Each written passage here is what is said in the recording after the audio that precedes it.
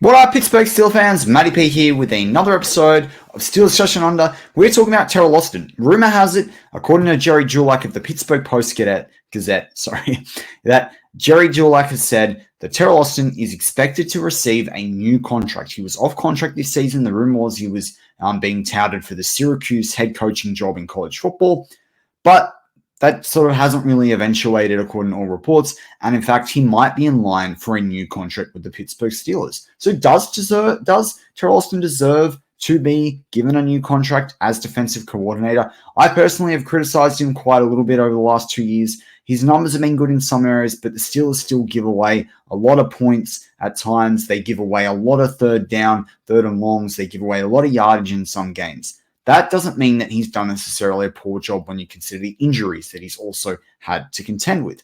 So let's look at some of those stats. Let's look at, does he deserve, based on rankings, does he deserve a new contract with the Steelers? Now, my position so far has been that if Mike Tomlin's going to sign an extension, maybe at least bring him back another year or two, depending on whether Mike Tomlin signs for 2, 3, or 4 years. Mike Tomlin signs for 4, I still only do 2, because if it's not working, they need to be able to move on from him.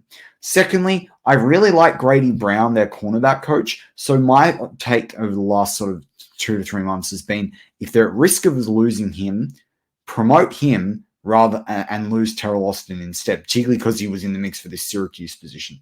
Now that's changed. I'm open to them keeping Teryl Austin, but does he deserve it? That's what we're going to investigate on this episode of Steelers Touch Down Under. All right, let's get into it. So, first things first, for those of you, like those fans out there that might not know the full background of Teryl Austin, he worked at Penn State as a graduate assistant. He worked at Wake Forest as a defensive backs coach, at Syracuse as a defensive backs coach. That's why there's that relationship for him to potentially have gone in there and been the head coach this season. He was the defensive backs coach at Michigan, the defensive backs coach with the Seahawks. At the same time, they played the Steelers in the Super Bowl. He also was definitely in the mix when it came to the defensive backs coach for the Cardinals. He was a defensive coordinator for Florida in college football. He was a secondary coach for the Baltimore Ravens. He was the Detroit Lions defensive coordinator and the Cincinnati Bengals defensive coordinator. Then he came in as senior defensive assistant and secondary coach under Keith Butler. And then when Keith Butler retired, he became DC for the Pittsburgh Steelers. So when we look at that, we can look at in terms of his defensive performance. Let's start with the last 2 years for the Steelers. Now, overall, we can put that on one side, but let's look at the defense because overall it's the full team. But in terms of defense, he had a 21 ranked defense this year and a 13th ranked defense last year for yards. He was top 10 2 years in a row now, so 10th in 2022, 6th in 2023 for points allowed. So they've allowed the 6th and 10th fewest number of points. Takeaways, 14th in the league last year, 8th this year. So that's pretty cool from that perspective. Now, most of these have actually come from interceptions because when you look at pass defense, they were ranked number 1 in 2022 and number 11th in 2023. So almost top 10 this year, definitely number 1 last year. The forced fumbles are a little bit less though. They were 8th this year in forced fumbles. They were 32 in the league last year, but they were number 1 in interceptions. So it kind of balanced itself out overall. They were also number 1 in terms of the touchdowns allowed last year from a rushing perspective and number 3 this year. So they don't allow a lot of teams to run on them from a touchdown perspective, which is pretty cool. Same in yards, he was 20th this year or 19th, not so great, but 9th last year. So did pretty well there with that defense. It's pretty hard when you have Cameron Hayward out with the amount of money invested in him and the talent that he is. Even though he's getting older, it's pretty hard sometimes to stop that run. And you've also got all the changes and injuries they had at linebacker. In terms of yards per attempt on rush, from a rushing perspective, it was 21 this year. So they did allow some big runs. It was 8 last year. So the run defense last year was top 10 in everything apart from fumble recovery. So that's pretty good from his perspective. It regressed this year, but you can attribute that to linebackers and defensive linemen. But he's meant to be a secondary coach. We know the Steelers have had issues at cornerback, but they do have Minka, who they don't use properly in this position. They didn't have a proper strong safety this year. And so from a passing defense perspective, yardage, 17th and 19th in the league the last 2 years.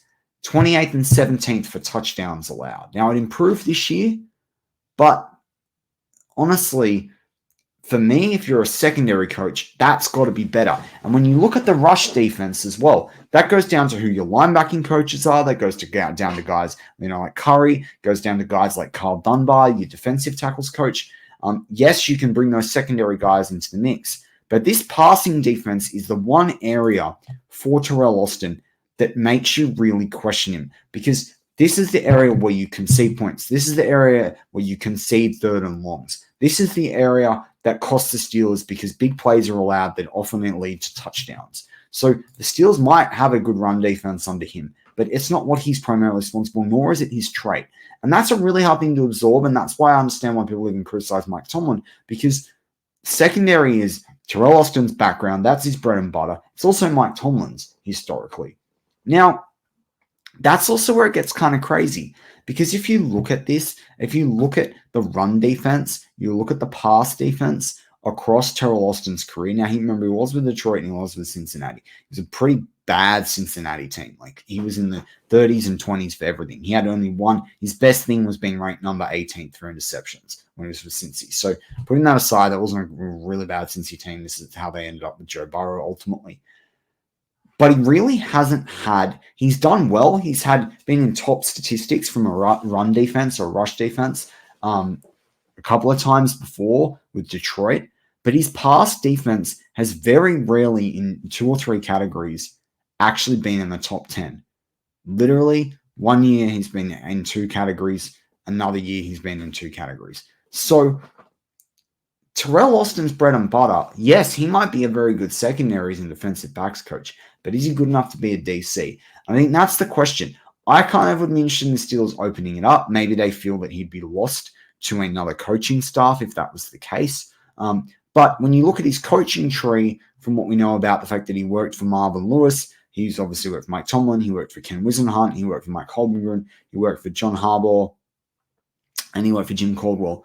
Only a couple of those guys are still in the mix with John Harbaugh and Jim Caldwell right now. So really, and these are none of those guys. Obviously, John Harbaugh's is still a head coach, but he's team progressing to the playoffs. He's probably not going to go and sack his defensive backs coach or his DC to bring in Teryl Austin. So I'd be kind of disappointed if they award Teryl Austin more than a 2-year deal. Does he deserve one? Well, the defense hasn't been terrible. The defense has had a lot of injuries. But does he deserve a 3 or 4 year deal? Does he deserve to be here for a long time? I don't know. And I still think it would be a prove it year. Because if this defense doesn't improve, even if he gets a new contract, what's the point? They need to be able to, yes, they don't concede a lot of points, but they've conceded points at key spots in games too often on too many third and longs. And for me, that is really costly when you're in the playoffs and costing the AFC when teams can put up a lot of points. But hey, that's just my take on it. I'd love to hear in the comments whether you think Teryl Austin deserves another contract with the Pittsburgh Steelers as defensive coordinator.